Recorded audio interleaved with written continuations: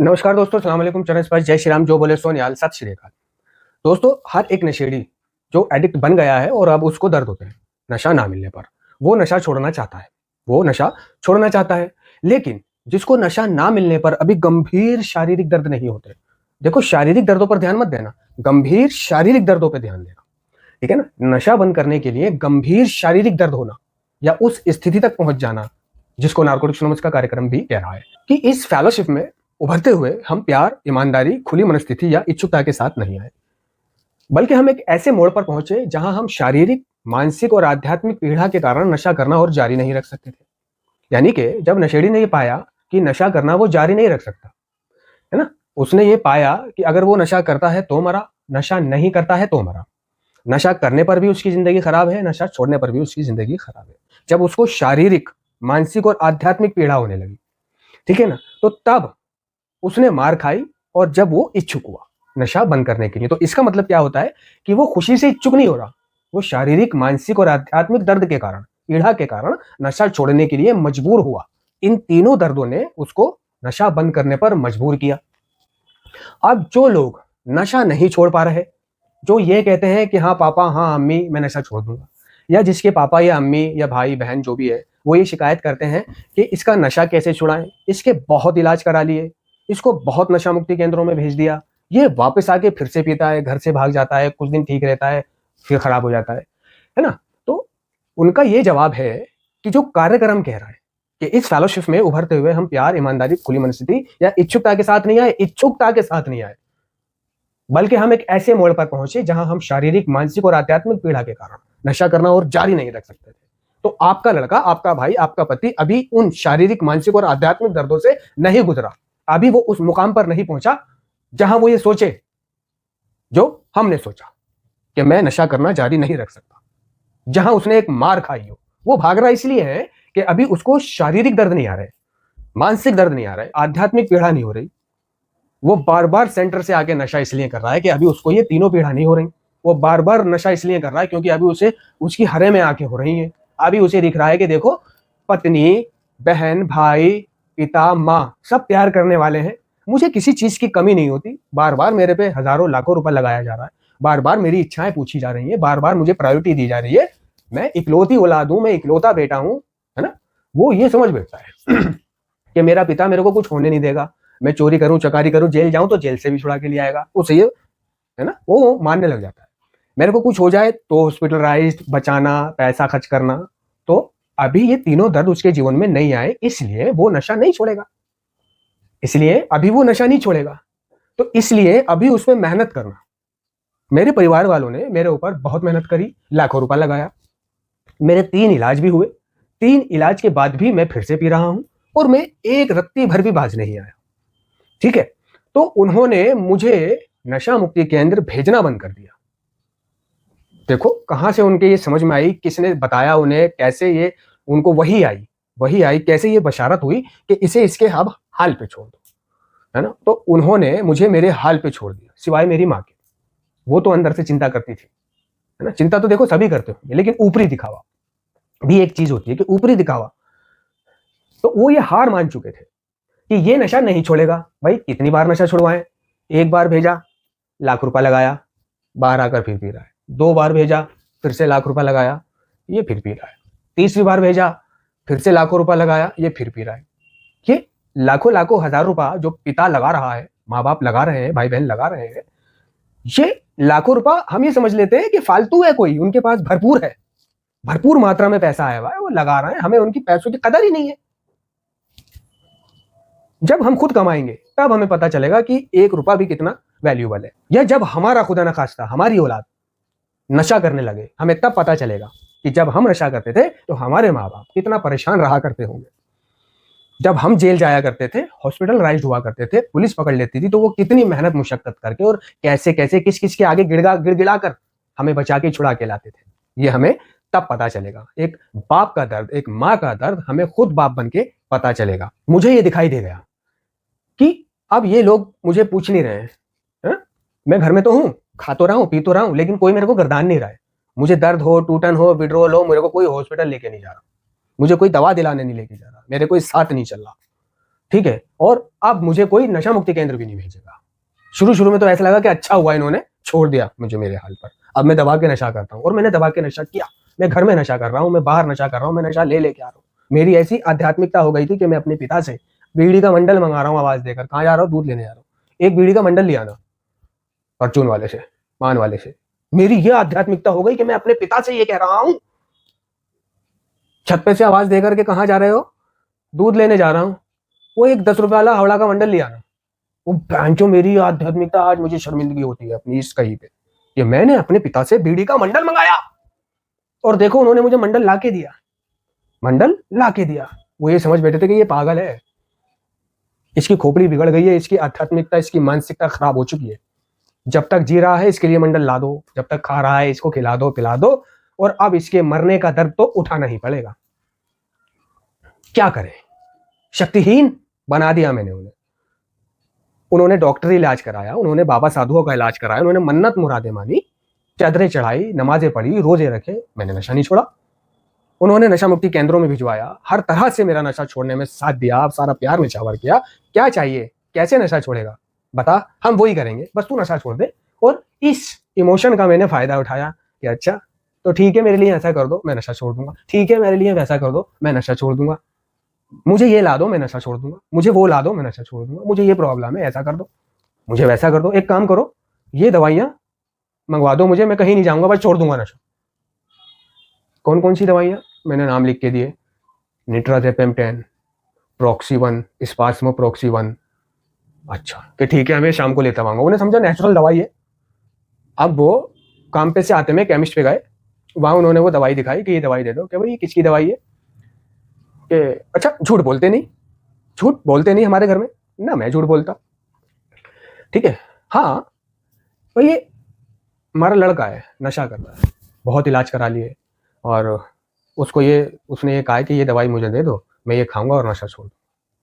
कि सर ये दवाइयाँ इलीगल है। वैसे वो ये दवाइयाँ भी नशे की है, ये दर्द की दवाई है, ये नींद लाने की दवाई है ना, लेकिन ये इलीगल दवाई है। पर आप जान पहचान के हो, मैं आपको दे रहा हूँ, आप पे भरोसा है। उन्होंने वो दवाई लाई और मुझे दे दी। मैं वो दवाई खा रहा हूँ। कब तक खा रहा हूँ वो दवाई? जब तक खा रहा हूँ जब तक मेरे हाथ में पैसे नहीं लग गए, मेरे रास्ते नहीं खुल गए नशा करने के। तो जैसे ही मेरे हाथ में पैसे लगे, जैसे ही मेरे रास्ते खुले, जैसे ही मुझे लगा कि हाँ साफ है अब रास्ता, मैं अपना नशा भी करने चला गया, और नशा भी करके आ रहा हूँ।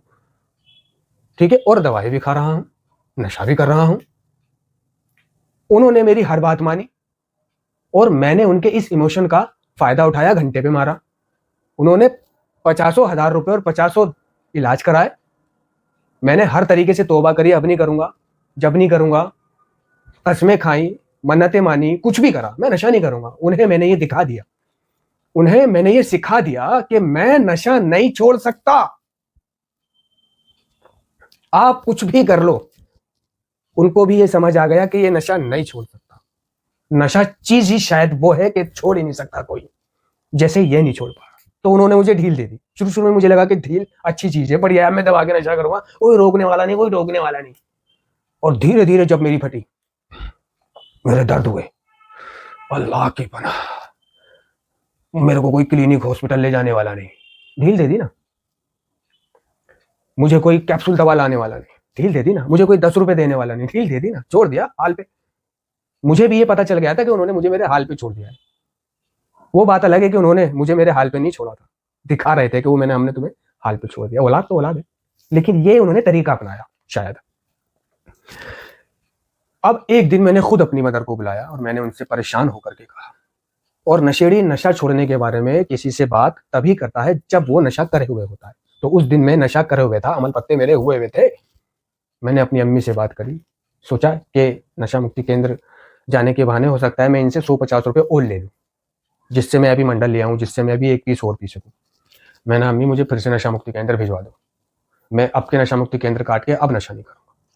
मेरी समझ में आ गई थी, मेरी समझ में आ गई थी कि मैं मर जाऊंगा अब अगर मैंने नशा नहीं छोड़ा तो। और मुझे पता था कि अगर नशा छोड़ना है तो नशा मुक्ति केंद्र के सिवा कोई दूसरा रास्ता नहीं है जहां पे मेरे ब्रेक लग सके, जहां पे मैं नशा ना करूं। घर पे तो मैंने देख लिया, मैं तो भाग जाता था, कर लेता था, इंतजाम कर लेता था, चुरा के कुछ कर लेता था, कुछ भी करके मैं नशा कर लेता था। कुछ नहीं तो वहां ठेहों पे जाके बैठ जाता था, कोई ना कोई पिलाई देगा, वहां बैठा बैठा इंतजार कर लेता था, वहां किसी के साथ काम पे निकल जाता था, फिर शाम तक कोई ना कोई इंतजाम हो ही जाता था। मैं अब नशा नहीं करूंगा। मुझे एक बार, क्या अब तेरे पापा अब तेरे को भेज ही नहीं रहे, पैसे भी नहीं है हमारे पास में, तुझे पता है मेरे पे तो पैसे नहीं, तूने सब बर्बाद कर दिए। हर रोज तुझे मैं 500-200 रुपए दे दे के कंगली हो गई, बर्बाद हो गई, मुझ पर कर्जा हो गया। मैंने कहा पैसे ले लो। मतलब देखो, मैं एक ऐसे मुकाम पर पहुंचा कि मैं खुद अब अपने माँ बाप से कह रहा हूं, मेरे माँ बाप नहीं कह रहे या वो नहीं भिजवा रहे, देखो खेल उल्टा है ना एडिक्शन में थोड़ा सा। तब उन्होंने मुझसे कहा कि ठीक है चल मैं कुछ करती हूँ। ये कौन है वो जो कम पैसों में भिजवाता है, मैंने वहां पर है कि ठीक है कल चलते हैं उनके पास। मैंने पापा को राजी कर लिया, लेकिन देख इसके बाद आके नशा मत करियो, इसके बाद हम तेरा फिर इलाज नहीं कराएंगे, ये आखिरी इलाज होगा तेरा। मैंने ठीक है। और उस आखिरी इलाज में मैं गया, और आखिरी इलाज से ही मैंने ये सोच लिया था कि अब नशा नहीं करूंगा। वहां मेरे व्यवहारों को देखकर लोगों ने ये कहा, स्टाफ वालों ने ये कहा, और विजिटर जो आते थे उन्होंने ये कहा कि ये नहीं सुधरेगा, ये नशा करेगा। हो सकता है मैंने उनकी इन बातों को दिल पे लगा लिया हो कि अच्छा मैं नशा करूंगा। और उस आखिरी इलाज के बाद भी मैं नशा कर सकता था, लेकिन अब नशा करना मालिक को मंजूर नहीं था कि मैं नशा करूं। उसने मुझे नशा करने से रोका। मुझे कोई ऐसा बंदा नहीं मिला जो मुझे नशा करा दे रिहैब से आने के बाद। मिला भी तो उसने मना कर दिया। फिर मैं वादा जो मैंने किया था, जिस बंदे ने मुझे भेजा था, मैं उसके पास गया और उसे मैंने सारी कहानी बताई, और उसके साथ मैं फिर मीटिंग गया। और उसके बाद मैं अगले दिन उसके पास फिर दोपहर ही को चला जाता था मीटिंग करने के लिए। 3 बजे चले जाता था, 3 से 5 वहीं बैठता था, और 5 मीटिंग के लिए रवाना होते थे। आफ्टर मीटिंग, बिफोर मीटिंग, फिर आफ्टर मीटिंग, और फिर घर आता था। मैंने जगह जगह की मीटिंग करी उनके साथ, ठीक है। और मीटिंग नहीं छोड़ी, सैटरडे नहीं छोड़ा, संडे नहीं छोड़ा, मंडे नहीं छोड़ा। यानी संडे को मीटिंग सुबह में होती थी वहां पर, तो मैं सुबह की भी मीटिंग करने जा रहा हूँ। अगर मैं सुबह की मीटिंग सोने की वजह से मिस कर गया तो खामा खाई आफ्टर मीटिंग जा रहा हूँ, लेकिन जा रहा हूं मैं किसी न किसी रूप में, मैं फेलोशिप मीटिंग कर रहा हूँ। आफ्टर मीटिंग में पहुंचकर वहां सारे मेंबर इकट्ठे होकर, जो भी आए हुए होते थे, साथ घूम रहे फिर रहे हैं, इधर चले गए उधर चले गए, सिनेमा हॉल देखने चले गए, ठीक है। और कहीं बैठकर बात कर ली, अपने मूड फ्रेश करा, शाम हो गई, शाम को मीटिंग करी, ठीक है। मीटिंग करते करते भी मेरा नशा करने का 2 बार मन हुआ, लेकिन मालिक को अब मंजूर ही नहीं था कि मैं नशा करूं। अब तो उसने ये दुआ कबूल कर ली थी कि ये नशा नहीं करेगा, अब इसे नशा नहीं करने दूंगा। और अगर इसने नशा छोड़ दिया तो 10 का नशा छुड़वा देगा ये, और वो 10 20 का छुड़वा देंगे, और वो 20 40 का, वो 40 80, और वो 80 160 का। उसने मुझे नशा नहीं करना दिया, मेरा नशा करने का खिंचाव बहुत रहा। मैं जा भी रहा हूं नशा करने के इरादे से घर से निकला, मीटिंग जाने के इरादे से घर से नहीं निकला। पैसे थे मेरे पास में, घर वाले पैसे देने लगे थे कि इसे 2-3 महीने हो गए मीटिंग कर रहा है, पैसों का गलत इस्तेमाल नहीं कर रहा। लेकिन एक दिन मेरे बीमारी हावी हो गई, मेंटल ऑब्सेशन मेरा बन गया, और अब मैं फिजिकल रिलैप्स होने के लिए निकल पड़ा था। मैं बस का इंतजार कर रहा था। केमिस्ट में मैंने पूछा, वो कहने लगा भाई अब हम एविल नहीं बेचते। एक के पास गया, उसने भी नहीं दिया, ठीक है। तो मैंने कहा चलो अशोक नगर चलूंगा, अब वहां मिलेगा। बस अशोक नगर के लिए मैं बस का इंतजार कर रहा था, और बस आ भी रही थी 534, मैंने देखा। और बस अभी 100 कदम दूरी पे थी, इतने मेरे पास उस मेंबर का फोन आ गया कि भाई कहाँ है तू, आ जा। ओए मेरी घंटी बजी, अबे मैं ये क्या कर रहा था, मैंने ऐसे करा, मैंने भैंस की पूछी, मैं क्या करने जा रहा था आड़ू, जोश जोश में, खिंचाऊ खिंचाऊ में, ये देखी जाएगी। मैंने उसके पास जाने से पहले एक मेंबर को फोन करा, मैंने भाई ऐसे ऐसे बात है, कह रहा कोई नहीं तो उसके पास जा और मीटिंग जा, उसके बाद वहाँ मीटिंग में शेयर कर। फिर मैं उसके पास गया और उसको मैंने ये सारी बात बताई कि आज मैं नशा करने के लिए जा रहा था, मैं 2 जगह एवेल भी पूछ चुका था, अगर तुम्हारी कॉल नहीं आती तो मैं बस में बैठ ही रहा था बस, और बस में बैठ जाती तो फिर मैं तुम्हारी कॉल नहीं उठाता। कि ये ईश्वर की मर्जी थी कि तू नशा ना करे, जा मीटिंग में और शेयर कर इस चीज को, इस मेंटल ऑब्सेशन को, और इस मेंटल ऑब्सेशन से हमेशा के लिए लड़ना सीख जा। कि जब भी तेरा नशा करने का मन करे, बस नशा करने नहीं जाना, मीटिंग की तरफ बढ़ देना या मेंबर को कॉल कर देना।